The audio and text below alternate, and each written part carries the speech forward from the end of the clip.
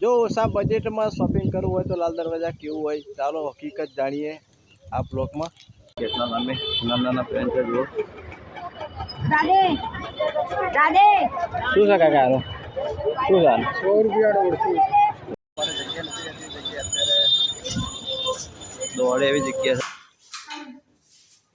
હું કહું ત્યાં કે મમ લાલ દરવાજા માર્કેટ અહીંયા માર્કેટમાં શું શું મળશે અને એવું સસ્તું મળશે એવું સેફટી મળશે. તમે પણ ચાલો બજારમાં જઈએ અને આ બજાર એવું સસ્તું છે અને એક નંબર મળે છે.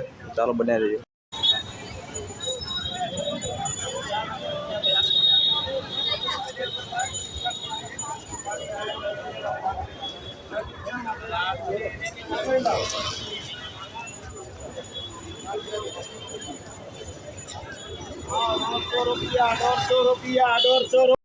બધા પાક્યા પડતા ખબર નહીં ચમ પાક્યા પડતા તમને ખબર છે તો અહીંયા બજાર હવે ભરાતું નહીં.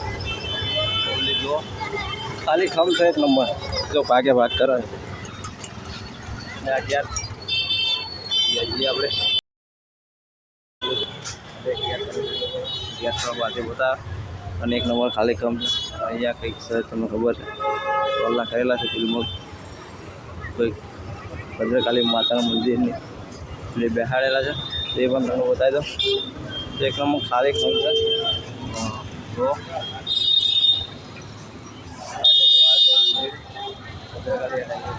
ત્રણ દરવાજા છું તો એ પણ તમને બતાવી દો.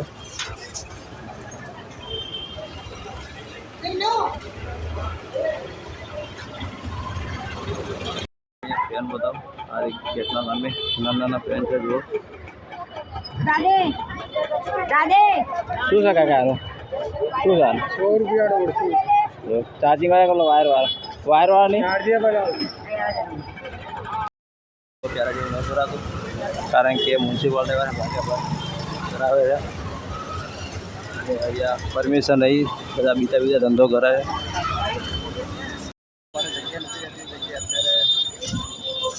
દોડે એવી જગ્યા છે.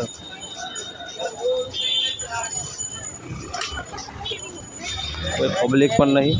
લાલ દરવાજા આવ્યા હતા લાલ દરવાજા તો બહુ ખાસ બધું છે નહીં ટ્રાફિક પણ નહીં માલ સામાન જોઈ શકો છો. બજારમાં ડીઝલ ભરીને ભાગ્યા ભાગ કરે છે મ્યુનિસિપાલિટીવાળાના સ્પીકથી.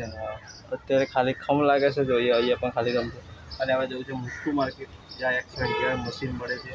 તો રિલીફ મોડ જવાનું છે અમદાવાદ તો સારો કન્ટિન્યુ કરે છે ત્યાં બજારો બતાવીએ. તો આ રોડ જાય છે રતનપોર એટલે કે રતનપોરથી આગળ લાલ દરવાજા અને આ રિલીફ રોડ. તો અહીંયા બધી વસ્તુ તમે આઈટમો મળી રહી છે. તો તમે પણ ધંધો કરવાનો વિચારતા હોય તો અહીંયા બધી વસ્તુ મળી જશે. જવાની જરૂર નથી અમદાવાદ લાલ દરવાજા આવવાનો કોઈ પણ વિચાર એટલે આ વસ્તુ જગ્યા તમને બતાવી દઉં છે. તો 100%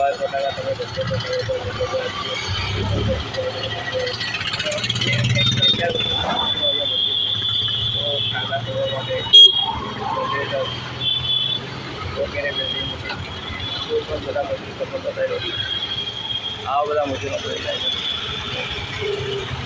એક્સપેન્સ છે બધા મશીનો મળી જાય તમને એટલે અહીંયા આવી જાઓ તમે ધંધો કરવાનો કંઈ રિક્ષા પાર્કિંગ નથી એટલે આપણે રિક્ષા કર્યાથી પણ કદાચ જો બંધ કરી ટ્રાફિક વાળા રિક્ષામાં બેઠા છીએ અને એટલે અહીંયા બેઠા છીએ. જો બધા સાધન પકડા બધા આવે જગ્યા પણ નથી. ચાલો કન્ટિન્યુ કરે બાઇક વોશિંગ માટે જે બધા મશીનો અહીંયા મળે દુકાન. તો અહીંયા બધા વોશિંગ મશીન મળે છે. તમારા ધંધો કરવા માટે પણ અહીંયાથી જોરદાર વસ્તુ બધી મળી જાય છે. તો આ બધા મશીન સાધનો બધા અહીંયા તમને મળી જાય છે. અને કાર વોશિંગ માટે પણ મશીનો મેં તમને બતાવ્યા. પંચરની દુકાન હોય તો એર માટે પણ અહીંયા બધું મળી જાય છે. એટલે અહીંયા 100 બધું વસ્તુ મળી જાય. પણ તમને એક વસ્તુ ભાઈ બતાવવાના હતા કારણ કે પણ અહીંયા પાર્કિંગની વ્યવસ્થા હતી એટલે પાર્કિંગ બેઠે બેઠે જેટલું બતાવ્યું તો ફરી આવશે પૂરો બ્લોક બનાવે. ફાઇનલી આપણે પહોંચી ગયા છીએ ત્યાં બધી વસ્તુ મશીનો બધા મળે છે ત્યાં. તો સામે મશીનો મળે છે આ નાની મટીરિયલવાર અને અહીંયા બધા મશીનો મળે છે. તો તમે અહીંયા મશીનો કારીગરો અહીંયા પહોંચી જવું અને અહીંયા મળી છે અમદાવાદમાં. તો અહીંયા આપણે આવી ગયા છીએ.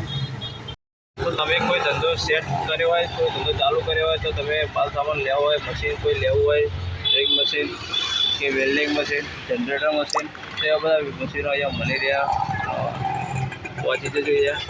તો જોરદાર વસ્તુ અહીંયા એક નંબર. લાલ દરવાજાથી ફક્ત 2 કિલોમીટર થાય છે. તો જોરદાર આઈટમ મળી રહે છે. તમારો ધંધો પણ દરવાજા પડ્યા પણ લાલ દરવાજા જેવું છે ખબર જ છે. અને આપણે ઘરે લઈ જઈએ પકોડી. જો રગડો અને માવ અને પાણી દીસન પકોડી ખાવા. શું હા પપ્પો કે ફોન આવ્યા કે પપ્પો લાવજે. ના મમ લાવજે કે મમ ને કે મમ લાવજે.